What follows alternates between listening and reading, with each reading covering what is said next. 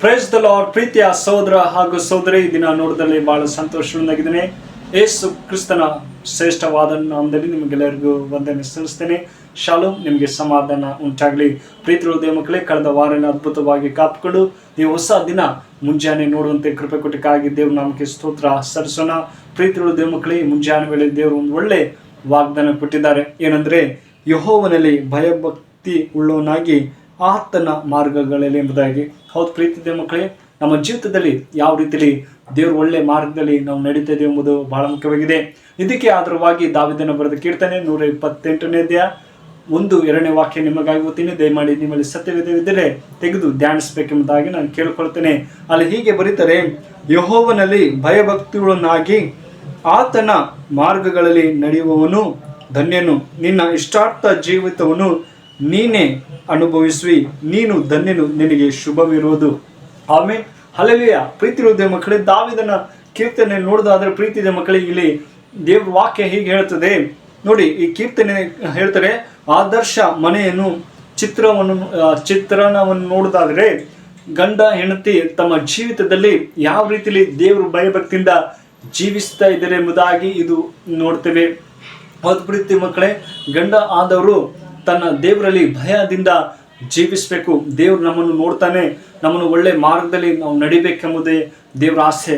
ನನ್ನ ಮಗ ನನ್ನ ಮಗಳು ನನ್ನಲ್ಲಿ ಇನ್ನೂ ಹೆಚ್ಚಾಗಿ ಭಯಭಕ್ತಿಯಲ್ಲಿ ನಡೀತಾರೆ ಎಂಬುದಾಗಿ ದೇವ್ರ ಆಸೆ. ಹೌದು ಪ್ರೀತಿಯ ಮಕ್ಕಳೇ, ಅದೇ ತರ ಯೆಹೋವನಲ್ಲಿ ಭಯಭಕ್ತಿಗಳನ್ನಾಗಿ ಆತನ ಮಾರ್ಗಗಳೇ ಎಂಬುದಾಗಿ ಹೇಳ್ತಾರೆ. ಹೌದು ಪ್ರೀತಿಯ ಮಕ್ಕಳೇ, ಯಜಮಾನದಂಥ ಮನೆಯಲ್ಲಿ ಒಳ್ಳೆ ದೇವ್ರ ಭಯದಲ್ಲಿ ನಾವು ನಡಿಬೇಕು.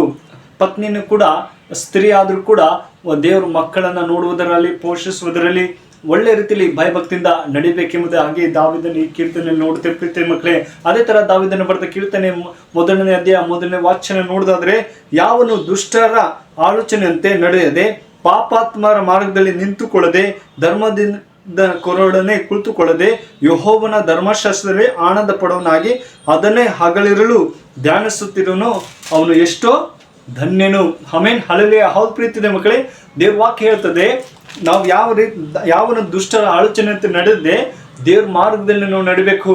ಆತನ ಪ್ರತಿದಿನ ದೇವ್ರ ವಾಕ್ಯಗಳನ್ನು ಓದುವುದರಲ್ಲಿ, ಪ್ರಾರ್ಥನೆಯಲ್ಲಿ ಮಾಡುವುದರಲ್ಲಿ, ಕುಟುಂಬದಲ್ಲಿ ಭಯ ಭಕ್ತಿಯಿಂದ ನಡೆಯೋಕ್ಕೆ ಸಾಧ್ಯ. ಈ ದಿನಗಳನ್ನು ನೋಡೋದಾದ್ರೆ ಪ್ರೀತಿಯ ಮಕ್ಕಳೇ, ಎಷ್ಟೋ ಕುಟುಂಬಗಳಲ್ಲಿ ಯಜಮಾನ ಆಗಿರ್ಬೋದು, ಸ್ತ್ರೀ ಆಗಿರ್ಬೋದು, ತಮ್ಮ ಇಷ್ಟ ಬಂದ ಹಾಗೆ ಜೀವಿಸ್ತಿದ್ದಾರೆ. ಸಾಲದಲ್ಲಿ, ಸಮಸ್ಯೆಯಲ್ಲಿ, ರೋಗದಲ್ಲಿ. ಆದರೆ ದೇವ್ರ ವಾಕ್ಯ ಹೇಳ್ತದೆ, ದೇವ್ ಮಕ್ಕಳೇ, ನನ್ನಲ್ಲಿ ಭಯಭಕ್ತಿಯಿಂದ ಉಳ್ಳ್ರಿ, ನಿಮ್ಮ ಇಷ್ಟಾದ ಜೀವಿತವನ್ನು ನಾನು ನಿಮಗೆ ಏನ್ ಬೇಕೋ ಅದನ್ನೆಲ್ಲ ಕೊಡುತ್ತೇನೆ ಎಂಬುದಾಗಿ ಹೇಳ್ತಿದ್ದಾರೆ.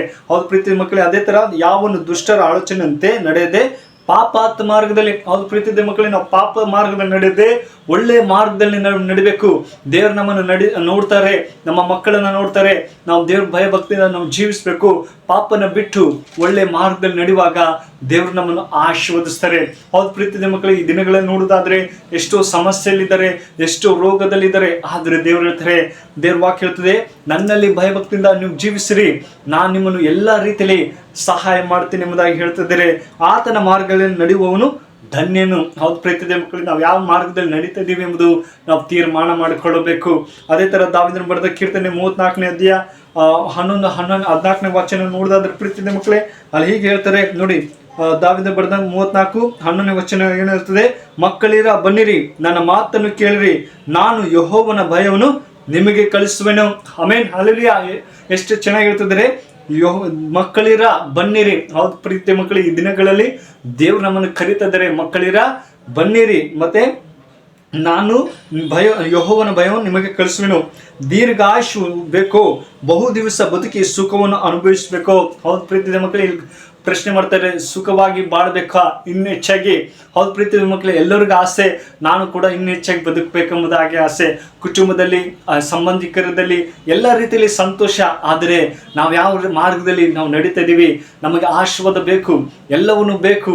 ಆದರೆ ದೇವರು ಕೇಳ್ತಾ ಇದ್ದೇನೆ, ಮಗನೇ, ಯಾವ ದುಷ್ಟ ಆಲೋಚನೆ ನಡೆದೆ ಪಾಪಾತ್ ಮಾರ್ಗದಲ್ಲಿ ನಡೆದೆ ನೀನು ಒಳ್ಳೆ ಮಾರ್ಗದಲ್ಲಿ ನಡಿ ಎಂಬುದಾಗಿ ದೇವ್ರ ವಾಕ್ಯ ಹೇಳ್ತದೆ. ಅದೇ ತರ 13 ವಚನ ಇರ್ತದೆ, ಹಾಗಾದ್ರೆ ಕೆಟ್ಟದಕ್ಕೆ ಹೋಗದಂತೆ ನಾಲಿಗೆಯನ್ನು ಕಾದುಕೋ, ವಂಚನೆ ಮಾತುಗಳಿಗೆ ಬಿಡದೆ ತುಟಿಗಳನ್ನು ಇಟ್ಟುಕೋ, ಕೆಟ್ಟದನ್ನು ಬಿಟ್ಟು ಒಳ್ಳೆಯದನ್ನು ಮಾಡು, ಸಮಾಧಾನ ಹಾರಿಸಿ ಅದಕ್ಕಾಗಿ ಪ್ರಯತ್ನ ಮಾಡು. ಹೌದು ಪ್ರೀತಿದೆ ಮಕ್ಕಳೇ, ನಮ್ಮ ನಾಳೆಗಿನೂ ಜೋಪಾನವಾಗಿ ಇಟ್ಕೊಳ್ಬೇಕು.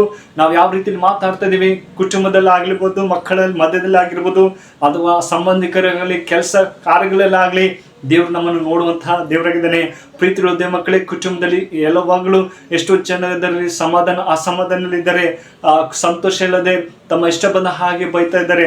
ಆದರೆ ಆ ಥರ ಮಾಡದೆ, ದೇವರೇ ನಾನು ನಿನ್ನಲ್ಲಿ ನಂಬಿಕೆಯನ್ನು ಜೀವಿಸ್ತೀನಿ, ದೇವರೇ ನಾನು ಒಳ್ಳೆ ಮಾರ್ಗದಲ್ಲಿ ನಡೆಯುವಂತೆ ಸಹಾಯ ಮಾಡು, ನನ್ನ ಕುಟುಂಬನ ಆಶೀರ್ವದಿಸು, ಎಲ್ಲ ಬಲಹೀನ ತೆಗೆದಾಕು ಎಂಬುದಾಗಿ ಕೇಳುವಾಗ ನಿಶ್ಚಯವಾಗಿ ಸಹಾಯ ಮಾಡುವಂಥ ಸರ್ವಶಕ್ತರಾಗಿದ್ದಾರೆ. ಪ್ರೀತಿ ಹೃದಯ ಮಕ್ಕಳಿಗೆ ಈ ವಾಕ್ಯ ನಿಮ್ಮ ಜೀವಿತದಲ್ಲಿ ಆಶ್ವಸಿ ಕಾಪಾಡಿ. ಕಣ್ಮುಚ್ಚಿಕೊಂಡು ಪ್ರಾರ್ಥನೆ ಮಾಡೋಣ. ಪರಿಶುದ್ಧನೆ ಪ್ರೀತಿಗಳ ತಂದೆ ದೇವರೇ ಸ್ವಾಮಿ, ಈ ಒಳ್ಳೆ ಸಮಯಕ್ಕಾಗಿ ಸ್ತೋತ್ರ. ಈ ಮುಂಜಾನೆ ವೇಳೆಯಲ್ಲಿ ದೇವರೇ ಯೆಹೋವನಲ್ಲಿ ಭಯಭಕ್ತಿಯಿಂದ ಆತನ ಮಾರ್ಗದಲ್ಲಿ ನಡೆಯುವುದಾಗಿ ಒಳ್ಳೆ ವಾಗ್ದಾನ ಕೊಟ್ಟಿದ್ದಪ್ಪ. ಈ ವಿಡಿಯೋ ಯಾರು ನೋಡ್ತಾರೋ ಆ ಮಕ್ಕಳನ್ನ ಆಶ್ವಾಸು ಅಪ್ಪ, ನಿಮ್ಮಲ್ಲಿ ಇನ್ನೂ ಹೆಚ್ಚಾಗಿ ಭಯಭಕ್ತಿಯಿಂದ ಬೆಳೆಯುವಂತೆ ಅವರು ಸಹಾಯ ಮಾಡು. ಎಲ್ಲ ಸೈತನ ಕಾರ್ಯಗಳನ್ನು ಬಿಡುಗಡೆ ಕೊಡು, ಆ ಕುಟುಂಬದಲ್ಲಿ ನಿಮ್ಮ ಶಾಂತಿ ಸಮಾಧಾನ ಕೊಡಪ್ಪ ಅಂತ ಪ್ರಾರ್ಥಿಸಿದ್ದೇನೆ. ಪ್ರೀತಿಗಳು ದೇವರೇ, ಈ ಚಿಕ್ಕ ಪ್ರಾರ್ಥನೆ ಕೇಳಕ್ಕಾಗಿ ಸ್ತೋತ್ರ. ಯೇಸು ನಾಮದಲ್ಲಿ ಬೇಡುತ್ತೇನೆ ಜೀವ ತಂದೆ, amen. May God bless you.